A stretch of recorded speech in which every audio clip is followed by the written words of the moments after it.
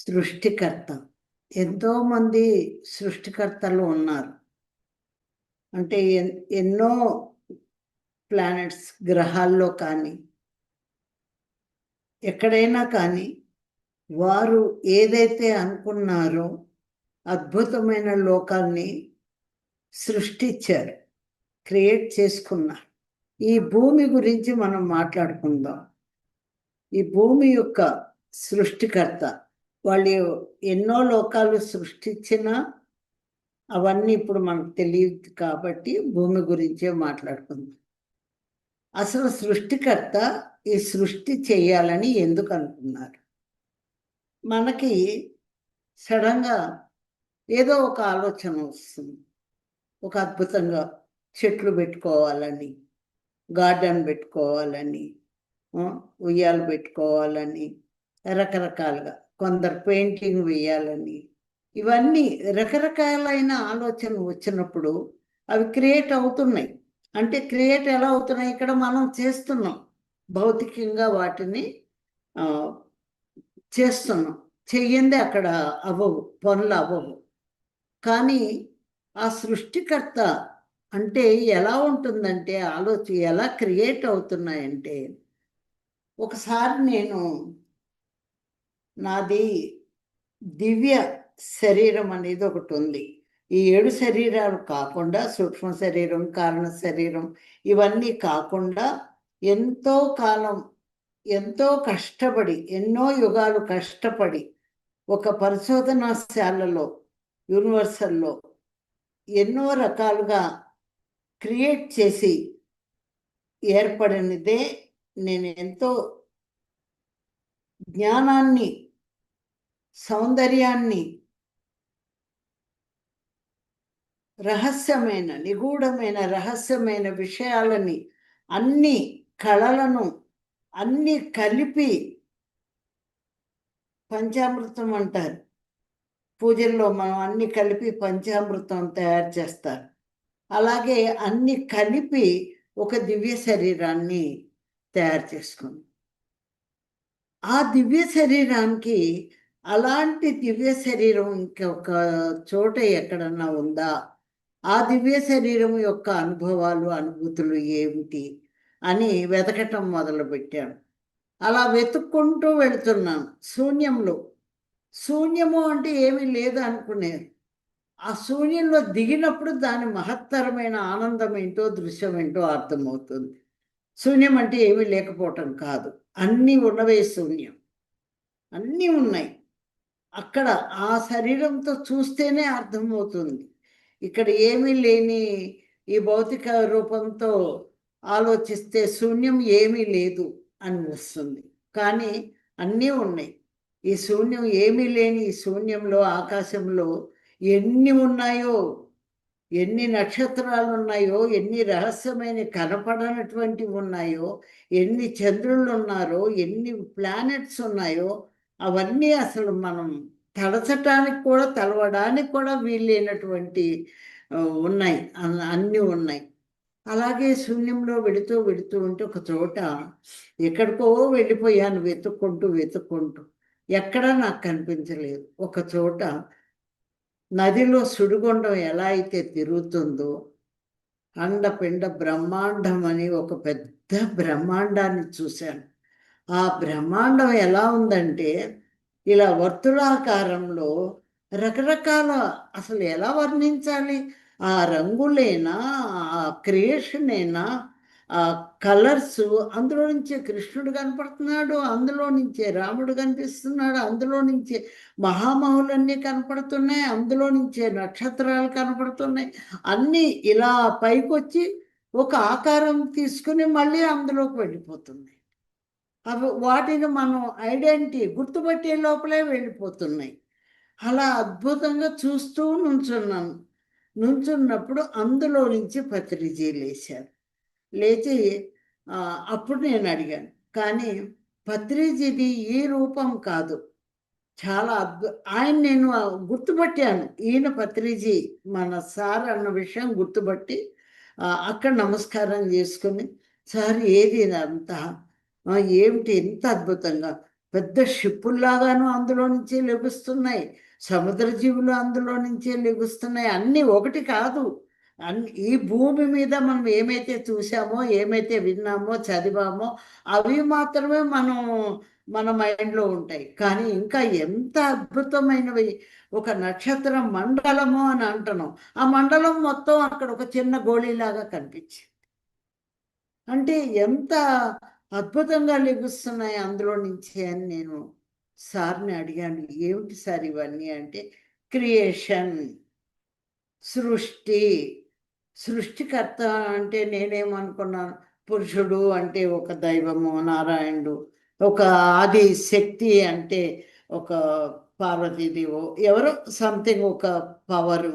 వీళ్ళ నుంచి సృష్టి మనకు వస్తోంది. ఆత్మలు క్రియేట్ అవుతున్నాయి అన్నది ఆహ్, అనుకున్నాను. ఎందుకంటే నేను దానిని దర్శించలేదు. చ చెప్తే వినడము, చదవటమే జరిగింది గానీ, నేను దాన్ని ఆ మూలాన్ని దర్శించలేదు. అందుకని మూలం నుంచి క్రియేట్ అవుతున్నాయి అన్న ఒక్క పాయింట్ మీదే బేస్ అయిపోయి ఉన్నాను. ఇంక నాకు దాని గురించి పూర్తి నాలెడ్జ్ లేదు. ఇప్పుడు చూశాను నేను. అంటే సృష్టికర్త అంటే ఇక్కడ ఒక మానవుడు అంటే ఒక ఐడెంటిటీగా మనం ఒక రూపం ఉంది. కానీ అక్కడ రూపం లేదు. రూపరాహిత్య స్థితిలో ఉందదంతా. అసలు ఎంత అద్భుతం అంటే ఆ చైతన్యము అంటే ఏంటి? కాన్షియస్ అంటే ఏమిటి అంటే రూపం లేదు. కానీ కదలిక ఉంది. ఆహ్, అక్కడ ఇలా ఒక విధానాన్ని చూపించటానికి లేదు. నీ ఆలోచన ఏదైతే వచ్చిందో, ఆ సృష్టికర్తకి ఏ ఆలోచన అయితే వచ్చిందో, అది రూపం తీసుకొని అందులో నుంచి బయటకొచ్చేస్తోంది. ఆలోచన రూపాలు అంటే ఇక్కడ థాట్ ఫార్మ్స్ మానవుల యొక్క ఆలోచన రూపాలు నేను దర్శించా గానీ, సృష్టికర్త యొక్క ఆలోచన రూపాన్ని నేను దర్శించలేదు. ఆ రోజు దర్శించాను. అది దివ్య శరీరంతో మాత్రమే సాధ్యమైంది తప్ప, ఈ తాడైతోటి, ఈ దీనితోటి నాకు సాధ్యం కాలేదది. ఆ చైతన్యం అంటే ఇలా ఉంటుందా? ఇంత అద్భుతంగా ఉందా? ఆయన ఆ చైతన్యం అనేది ఒక పురుషుడు కాదు, ఒక స్త్రీ కాదు, ఒక పదార్థం కాదు.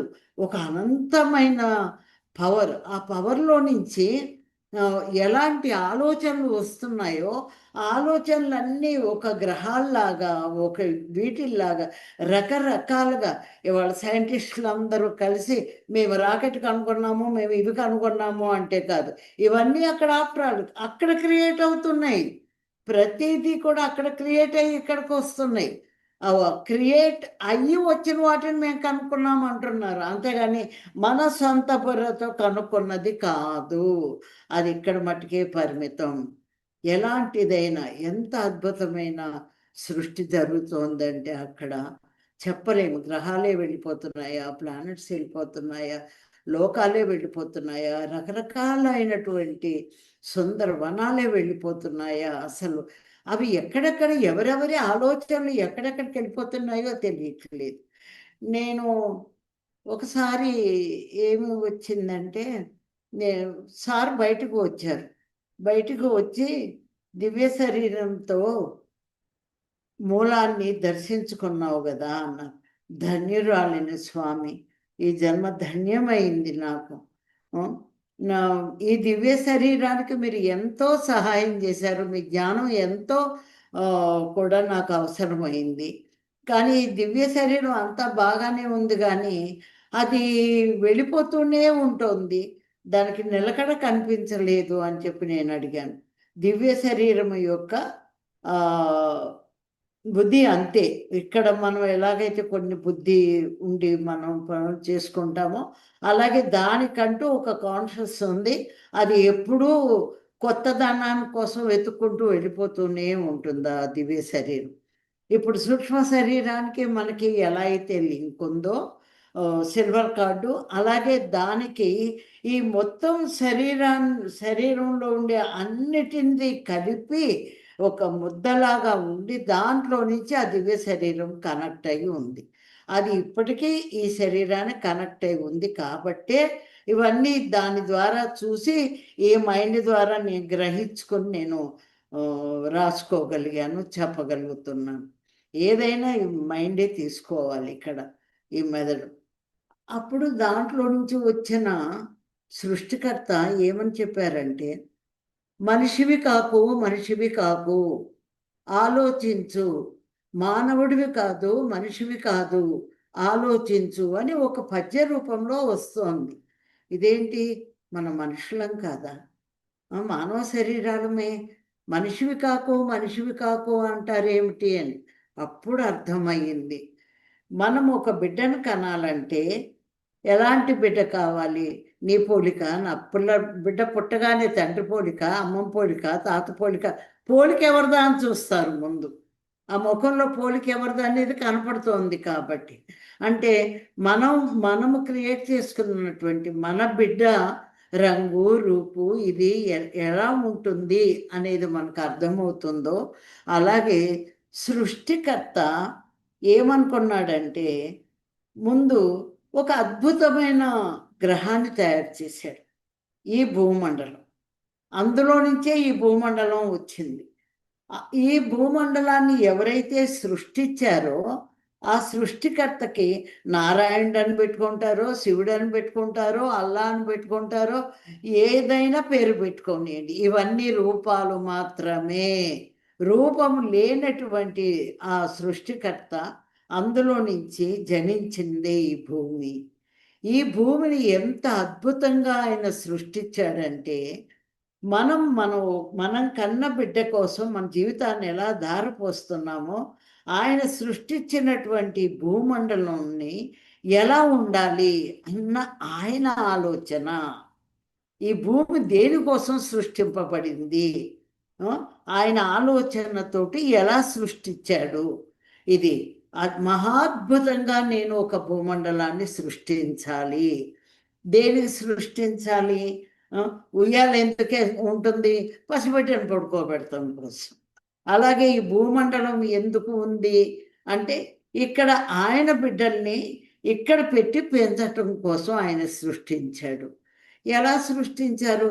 అందమైన ఉద్యానవనాలు, ఫలాలు, పుష్పాలు, రకరకాల వృక్షాలు, రకరకాల పక్షి జాతి. ఎంత అందంగా ఉంటాయండి పక్షి జాతి. నెమళ్ళు, వాటి సౌందర్యం, కోకిళ్ళు, కూతలు, అసలు పక్షులు ఇది కనుక మనం పెట్టుకొని కూర్చుంటే ఇక మైమర్చిపోతాం అన్నమాట. ఎన్ని రకాలైన పక్షులు, ఎక్కడి నుంచి వచ్చాయి ఇన్ని రకాలైన పక్షి?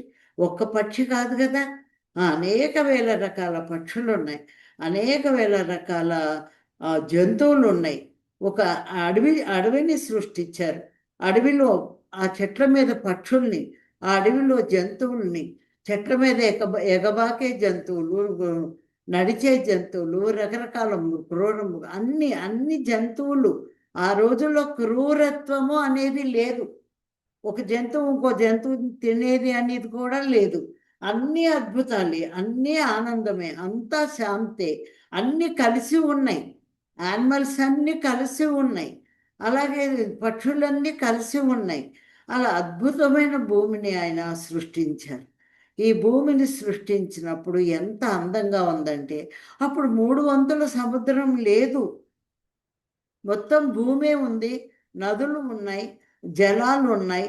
ఆయన ఏదైతే పెయింటింగ్ వేసుకుని ఎలా ఉండాలి భూమి అని చెప్పి సృష్టికర్త అనుకున్నాడో ఆ రకంగా ఈ భూమిని సృష్టించాడు. సృష్టించి అక్కడ ఎవరిని పెట్టాడు? అక్కడ ఆయన తాను ఏదైతే అయి ఉన్నాడో ఆ సృష్టికర్త, ఏ దైవమైన కరుణ దేనితోటి, ఎంత అద్భుతమైన శక్తితోటి కలిగి ఉన్నాడో అలాంటి బిడ్డల్నే ఆయన, అలాంటి దేవతల్నే, అలాంటి సృష్టికర్తల్నే భూమి మీద సృష్టించాడు. ఆ సృష్టికర్త ఈ మనుషుల్ని కొట్టుకు ఇలా లేరండి. ఎంత అద్భుతంగా ఉందంటే, ఒక ఇంట్లో సందడిగా ఉంటే, పండగ వాతావరణం ఉంటే చక్కగా ఎంత ఆనందంగా ఉంటుందో, ఈ భూమండలం కూడా అంత ఆనందంగా ఉంది అప్పుడు. అద్భుతమైన దేవతలు, సంగీతము, ఒక నదిలో అడుగు పెడితే సరిగమ పదనిసలు కనపడ్డాయి. ఒక లోటస్ ఉంది, ఒక తామర పువ్వు, ఒక అపార్ట్మెంట్ అంత ఉంది. దాని మీద ఒక 1,00,000 మంది కూర్చోవచ్చు. అంత పెద్ద పెద్ద లోటాస్‌లు. ఆ! వాటి మీద అందరూ యానిమల్స్ ఉంటున్నాయి, పక్షులు ఉంటున్నాయి. ఈ దేవతలు ఆడుకుంటున్నారు. అన్నీ అంతా అంటే అక్కడ మానవులు కాదు, దేవతా లక్షణాలు ఉన్న ఈ శరీరాలతో ఉన్నటువంటి వాళ్ళు, యానిమల్స్, పక్షులు, అన్నీ కలిపి వృక్షాలు అన్నీ, వృక్షం కూడా సంగీతం వింటూ తల ఊపుతోంది. అడుగు పెడితే నీటిలో సరిగమ పదనిసలు వినపడుతున్నాయి. అంత అద్భుతమైన లోకాన్ని ఆయన ఊహతోటి సృష్టించుకున్నారు సృష్టికర్త.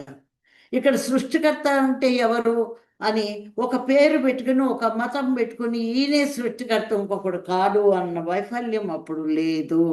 చెప్పడానికి, ఐడెంటిటీ చేయటానికి ఒక్కడు కాదు అక్కడ. అనేకానేకములన్నీ తానై ఉండినటువంటి వాడే సృష్టికర్త. అలాంటప్పుడు ఒక్కరు ఎలా అవుతారు?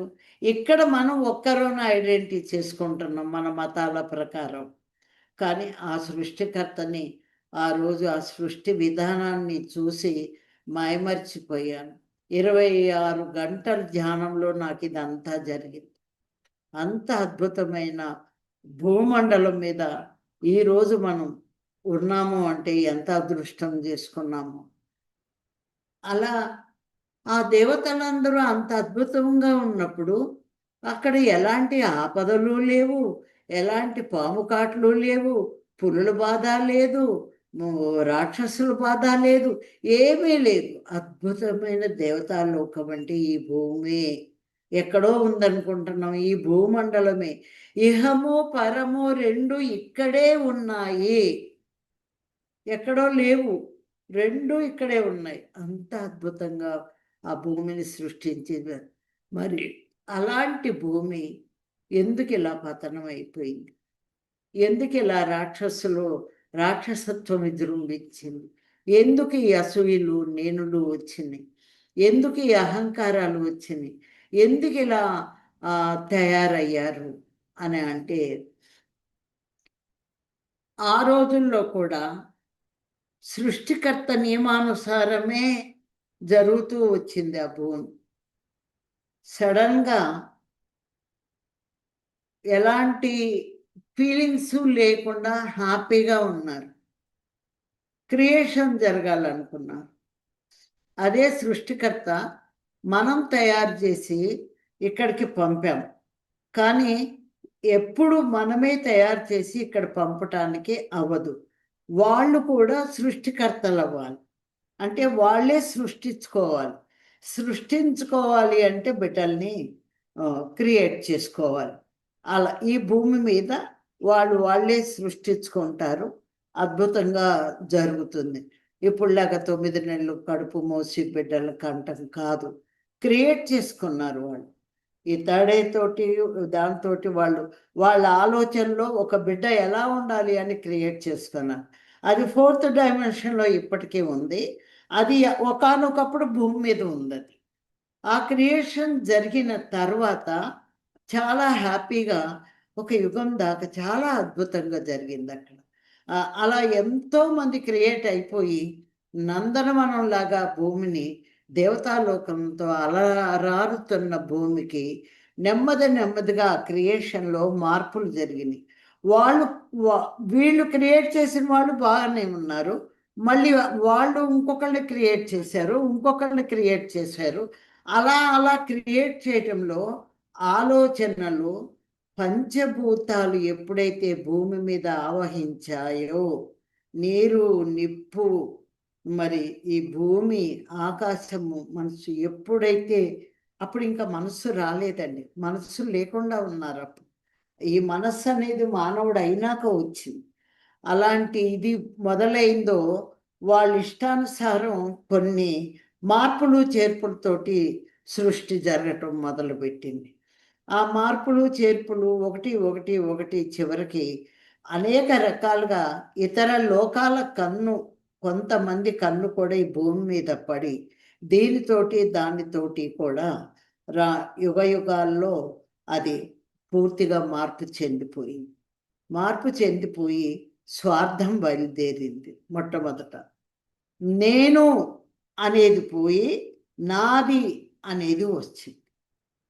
ఎప్పుడైతే నాది, నేను మాత్రమే ఈ పని చేస్తాను, ఇది నాది అనేది వచ్చిందో నాశనం మొదలు. ఆత్మ ఎదుగుదల ఆగిపోయింది, అన్నీ ఆగిపోయింది. అక్కడి నుంచి ఆ సంతతి పెరగటం మొదలుపెట్టింది. ఆ సంతతి ఎప్పుడైతే పెరగటం మొదలుపెట్టిందో దాని నుంచే ఆ యొక్క థాట్ ఫామ్స్, వాళ్ళ ఆలోచన రూపాలు జంతువుల్లోకి, వీటిల్లోకి, అన్నిట్లోకి వెళ్ళిపోయింది. అప్పుడే క్రూరత్వం కూడా మొదలైంది, అప్పుడే రాక్షసత్వము మొదలైంది, అప్పుడే స్వార్థము మొదలైంది, అరిషడ్ వర్గాలు మొదలైనవి, అన్నీ మొదలయ్యాయి. అన్నీ మొదలైన వాడే మనిషి అయ్యాడు. అప్పుడు దాకా ఉన్న దేవుడు లోపలికి వెళ్ళిపోయాడు, దైవత్వం నశించిపోయింది, మనిషి అయిపోయాడు. మనిషి అంటే పరిణామ క్రమంలో జంతుజాతి నుంచి వచ్చిన ఆత్మ యొక్క మనిషి అన్నది ఎప్పుడు వచ్చిందంటే ఇవన్నీ అయిపోయిన తర్వాత ఈ సృష్టికర్త నుంచి వచ్చినటువంటి ఆత్మలు భూమి మీదకు వచ్చి ఇక్కడికి వచ్చినప్పుడు పరిణామ క్రమంలో జంతు నుంచి వచ్చింది, అది సెకండ్ పార్ట్. దానికంటే ముందు పార్టీ ఇది పతనం అయిపోవడానికి కారణం. అద్భుతమైన దేవతలు, అద్భుతమైన సృష్టికర్తలు.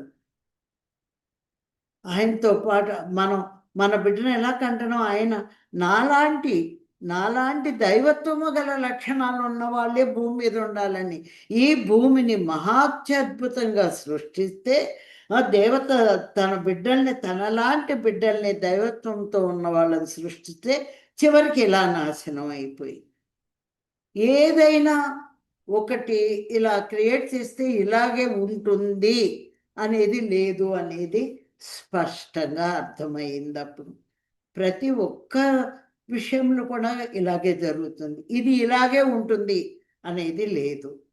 అది ఏదైనా జరగవచ్చు.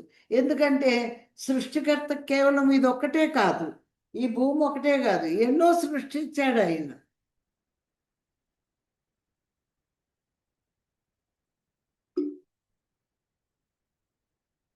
మరి అన్ని సృష్టించినప్పుడు అన్ని వైపులా చూసుకోవాల్సిన బాధ్యత ఆయనకుంది.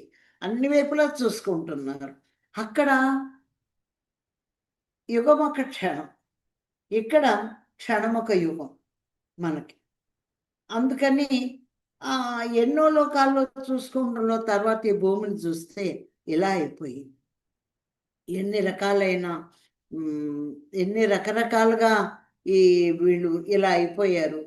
వీళ్ళని ఆ దేవతా స్వరూపాలు పోయినాయి, ఆ దేవతా బుద్ధులు పోయినాయి, ఆ దేవత క్రియేషన్ పోయింది, అన్నీ అయిపోయి మనిషి తయారైపోయాడు.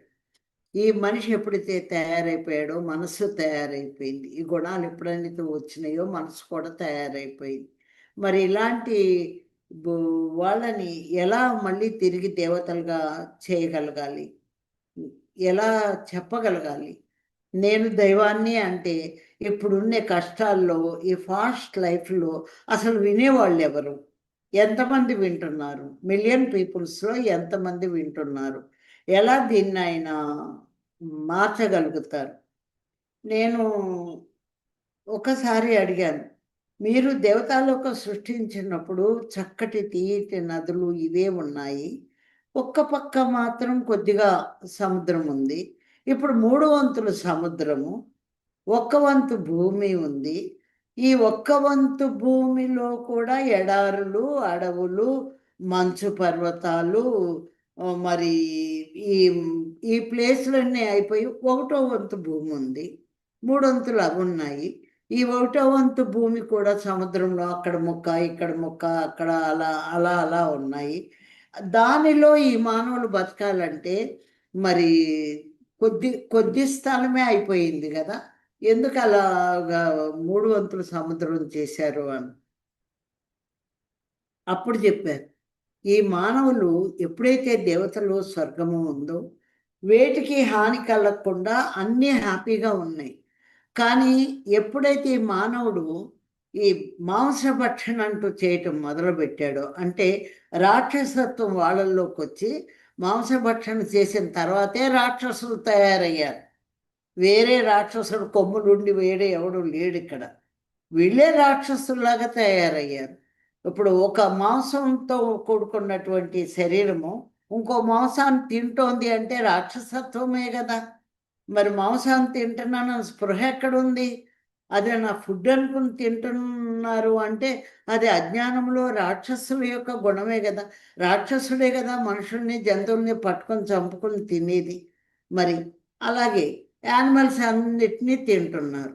అప్పుడు ఈ మానవ జాతి మనుగడ ఉండాలన్నా, ఈ అడవులు సంరక్షణగా ఉండాలన్నా, ఈ నదులు జీవంతో ఉండాలన్నా, ఈ భూమి, ఈ భూదేవి సస్యశ్యామలంగా ఉండాలి అని అన్నా, ఈ మానవుల వల్లే సర్వనాశనము జరుగుతోంది కాబట్టి మూడొంతులు సముద్రాన్ని చేసేసాడు. యుగ యుగాలకి ఆ సముద్రం పొంగిపోయి ఒక్క వంతు సముద్రం 3 వంతులయింది. ఒక్క వంతు భూమి మాత్రమే పైకి వచ్చింది. మిగతా భూమి అంతా సముద్రంలోకి వెళ్ళిపోయింది. కారణం ఏంటి? మానవుడే. ఇప్పుడు ఈ సముద్ర జీవులు ఎన్ని ఉన్నాయి? సముద్రంలో ఎన్ని లోకాలున్నాయి? లోకాలు లేవనుకుంటున్నారా ఏంటి? మానవులు కూడా ఉన్నారక్కడ. చూడగలిగితే వెళ్ళి. ఆ సముద్రము కింద, ఆ కింద లోకాలు అన్నీ ఎన్నో లోకాలున్నాయి. ఎన్నో లోకాల్లో ఎంతోమంది ఉన్నారు. అలాగే దాంట్లో సముద్ర జీవులు రకరకాల చేపలే ఉన్నాయా? తాబేళ్ళే ఉన్నాయా? మొసళ్ళే ఉన్నాయా? ఎన్ని రకాల జీవులున్నారు? ఓహ్! ఎప్పుడైతే యక్షులు, గంధర్వులు, కిన్నెరలు, సురులు వీళ్ళంతా కూడా సముద్ర జీవుల నుంచి పైకెళ్ళిన వాళ్ళు. ఎందుకంటే వాటికి ఇంకొక బాధ లేదు.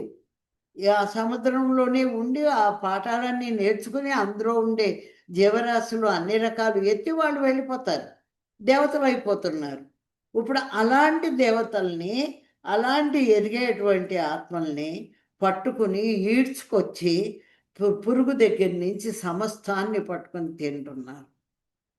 ఏమనాలి? 3 వంతుల సముద్రాన్ని ఎందుకు సృష్టించాడంటే, అందులో ఉండే జీవులు త్వరితగతిని తమ దైవత్వాన్ని తెలుసుకుంటారు అన్న ఉద్దేశంతో 3 వంతుల సముద్రాన్ని పెట్టారు. ఈ ఒక వంతు భూమిలో ఉండే మానవుడు సర్వాన్ని నాశనం చేస్తున్నాడు. భూమి మీద ఉండే యానిమల్స్‌ని చంపేస్తున్నారు, పక్షులను చంపేస్తున్నారు, చక్కగా తిరిగే జంతువుల్ని చంపేస్తున్నారు. మరి చెట్లు కొట్టేస్తున్నారు. సర్వనాశనం అయిపోయి ఈరోజు మనకి భూమికి విపత్తు వచ్చింది అంటే చేజేతులారా చేసుకున్నాం. ఒకప్పుడు దేవభూమి ఇది. ఇవాళ కర్మభూమి ఎందుకయింది? కేవలం మాంసం తినడం వల్ల. అందుకే నువ్వు ధ్యానం చేసినా చేయకపోయినా మాంసాహారం మానేయి అని కండిషన్ పెట్టింది పత్రిక. నువ్వు నాన్ వెజ్ మానేయి, ఇంకేమొద్దు, తర్వాత సంగతి అవన్నీ. మరి నిజంగా మాంసానికి అలవాటు పడి, మాంసపు రుచికి అలవాటు పడి మాంసం మానటం అంటే మోక్షం వచ్చినట్టే. ఇంకా అంతకంటే పెద్ద కథ ఏమి సీన్ లేదు. ఇదే పెద్ద సీన్. ఈ మాంసాహారం మానకుండా నీకు దైవత్వం రాదు. నువ్వు దివ్య లోకాల్లోకి అర్హుడివి కాదు. ఈ పాయింట్ మనం నోట్ చేసుకోవాలి. మాంసం మానేయండి. హాస్టల్ ట్రావెల్సో మిగతా అన్నీ వేరే, అవన్నీ విద్య. నేర్చుకుంటారు, లేకపోతే లేదు. ముందు దైవత్వం, నేను దైవాన్ని అని తెలియాలంటే మాంసం మానేయాలి. దయా కరుణ చూపించాలి. మాంసం తింటూ ఉంటే నీకు దయా కరుణ రాదు. చాలామంది నాన్ వెజ్ తిన్నవాళ్ళు మంచివాళ్ళు ఉన్నారు. కానీ ఇక్కడ మంచి చెడ్డ కాదు. మంచి వాళ్ళు ఒకసారి అన్నాను, వీళ్ళు చాలా మంచివాళ్ళు సార్ అని ఎవరినో చూపించి. మంచితనం అంటే ఏమిటి అన్నారు. అయ్యో 10 మందికి సహాయం చేయటం, అన్నదానం చేయటం, ఎన్నో ఉద్యోగాలు ఇప్పించడం, ఎవరికీ హాని చేయకుండా మంచి పనులు చేయటం అనేది మంచితనం. ఓకే. కానీ ఆత్మజ్ఞానం ఉందా? నోరెళ్ళబెట్టారు. దా మంచితనానికి ఆత్మజ్ఞానానికి సంబంధం లేదు. చెడ్డతనం కంటే మంచితనం మంచిదే. అది అక్కడ దాకే. మంచితనం కదా అని నువ్వు ఆత్మజ్ఞానం విషయాలు చెప్తే వాళ్ళకి పట్టవు. వాళ్ళు మాంసం తింటున్నారు. మంచితనం వేరే. అందుకని ఇక్కడ అవన్నీ పక్కన పెట్టి ఆత్మజ్ఞానం, ధ్యానం, ఈ ధ్యానం అనే దాని ద్వారా మనం సంసారంలో నిర్వాణం పొందటం కోసం ఎన్ని అవస్థలు పడి ఎంతమందిని భూమి మీదకి తీసుకొచ్చి ప్రపంచం అంతా ప్రతి ఒక్క దేశంలో పిరమిడ్ మాస్టర్లను పెట్టి ఆయన వేసుకున్న ప్రణాళిక అద్భుతంగా చేసి వెళ్ళిపోయారు. ఇప్పుడు మనం మన పని మనం అద్భుతంగా చేసుకొని ఈ భూమి మీద నుంచి మనం వెళ్ళిపోవాలి. అందుకని సృష్టికర్త ఏ ఏమనుకుని సృష్టించాడు అంటే అత్యద్భుతమైన దేవతాలోకం దీన్ని తయారు చేసి నందనవనం తయారు చేసి దేవతల్ని క్రియేట్ చేస్తే రాక్షసులు అయిపోయారు చివరికి. ఆ చివరికి 3 వంతుల సముద్రంలో అద్భుతంగా దేవతలుగా మారటానికి కావలసినటువంటి రూపంలో ఉండి అనేకమైన, అందుకే అవతారాలు చూపించింది. అనేకమైన అవతారాలు, అటు చేప కానీ, మరి టార్టాయిస్, అనేక రకాల తాబేళ్ళు, ఇవన్నీ వీటన్నిటితోటి మనం పైకి వెళ్ళిపోయే అవకాశం చాలా తొందరగా వస్తుంది సముద్ర జీవుల్లో.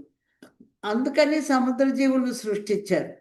ఈ మానవులు వాళ్ళను కూడా నాశనం చేసేసారు. పూర్తిగా భూమి నాశనం అయిపోయింది. ఎరువులతోటి, సూపర్లతోటి విషం నిండిపోయి పంటలు నాశనం అయిపోయినాయి. గాలి పొల్యూషన్ అయిపోయింది. పక్షులు లేవు. అడవిలో తినటానికి లేక ఒళ్ళ మీద పడుతున్నాయి కోతులు, పులులు. అనేక రకాలైన విధ్వంసాలు, ప్రకృతి వైపరీత్యాలు, ఇటు రోగాలు. ఏం బతుకు? అందుకే మనిషివి కాకు, మనిషివి కాకు అంది.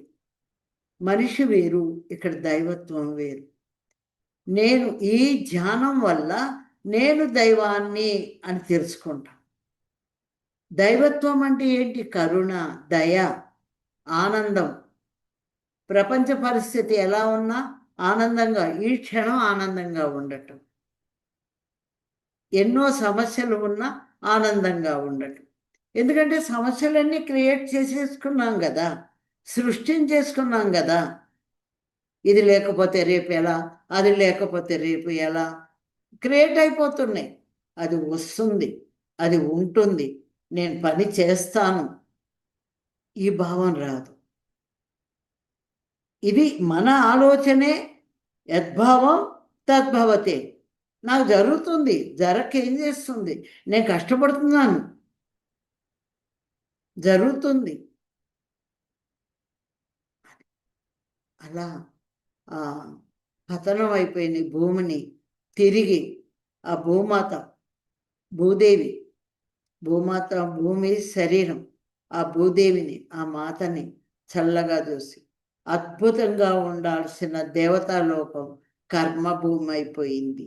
ఎందుకనంటే వీళ్ళంతా తిరిగి తిరిగి కర్మ అనుభవించడానికి ఇక్కడికే వచ్చేస్తున్నారు. ఇక్కడే పాఠాలు నేర్చుకుంటాం. ఎప్పుడైతే ఈ ధ్యానం మొదలైందో, ఎప్పుడైతే ఈ భూమికి జీవం వచ్చిందో, మళ్ళీ దాన్ని బతికించుకున్నారో, ఇది 5th డైమెన్షన్లోకి వెళ్ళటం మొదలుపెట్టిందో, అప్పుడు అన్నీ నెమ్మది నెమ్మదిగా ఇప్పుడు పుట్టిన బిడ్డలతోటి చక్కగా, ఈ చిన్న బిడ్డలు, ఇప్పుడు పుట్టిన బిడ్డలు అందరూ వీళ్ళతోటి నవ్యయుగం స్టార్ట్ అవుతుంది.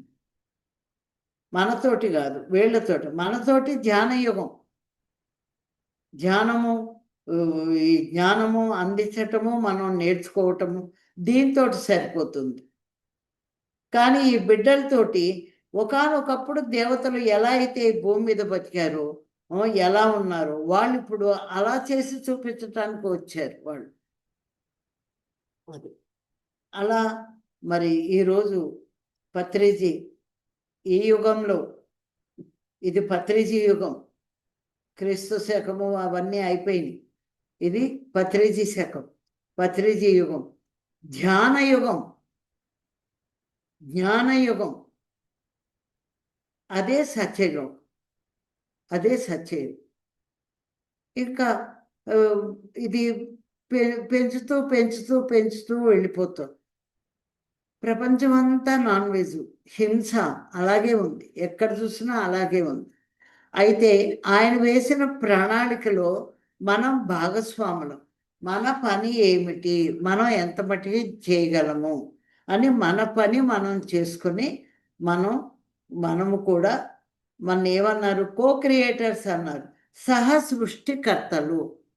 ఈ సృష్టికర్తలు యానిమల్స్‌ను సంరక్షించటం. ఎట్లా మనం వెళ్ళి ఏదో ఒక్కొక్కకి ఇంత భోజనం పెట్టి నేను సంరక్షించానంటే కాదు. మన ఆలోచన జంతుజాలం అద్భుతంగా బతకాలి, పక్షి బతకాలి, కదలాడే చరాచర సృష్టిలోని జీవులన్నీ ఒకటే. ఏదైతే కదులుతోందో అది అద్భుతంగా ఉండాలి అన్న మన ఆలోచన అక్కడ క్రియేట్ అవుతుంది. సృష్టికర్తలను భూమి మీదకి ఎందుకు తీసుకొచ్చారు అంటే మన ఆలోచన. మన ఆలోచనతోటి అవి క్రియేట్ అవుతాయి. అవన్నీ జంతుజాలాలు, పక్షి జాతులు, సముద్ర జీవులు అన్నీ గ్రహించుకుంటాయి. అలా పరిణామ క్రమంలో మొట్టమొదటి స్టెప్పు అనేది పిరమిడ్ మాస్టర్స్ మాత్రమే వేశారు. ఎందుకనంటే మిగతా ఎన్నో జరుగుతున్నాయి. కానీ కేవలం ధ్యానము, మాంసాహారం మీద ధ్వజం ఎత్తిందే పిరమిడ్ స్పిరిచువల్ సొసైటీ. కంకణం కట్టుకొని మరి మన సృష్టికర్త భూమిని ఏ ఉద్దేశంతో సృష్టించాడో మళ్ళీ అలా తయారవుగాక. మనమంతా దేవతలు. ఆయన ఎలా అయితే ఉన్నారో, ఆ సృష్టికర్త ఎలా అయితే ఉందో అలాగే మనని సృష్టించారు కాబట్టి మనం కూడా ఆ దైవ కుమారులము, దేవ కుమార్తెలము.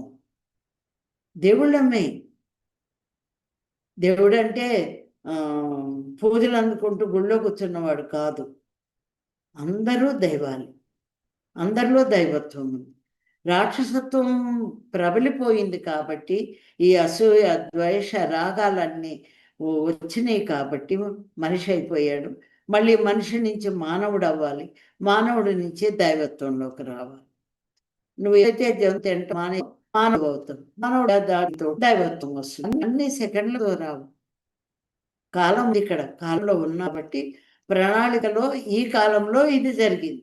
ఇక పై వచ్చే కాలంలో ఎలా జరుగుతుందో దాన్ని బట్టి ప్రపంచం ఉంటుంది. అదంతా ఏ ఉద్దేశంతో అయితే సృష్టికర్త సృష్టించాడో అది వాళ్ళ చేతుల్లో ఉంది. దీన్ని నాశనం చేయాలన్నా పునరుద్ధీకరణ చేయాలన్నా మన వంతు భాగంగా మనం చేసుకుందాం. ఇది సృష్టికర్త యొక్క సృష్టి నిర్మాణం.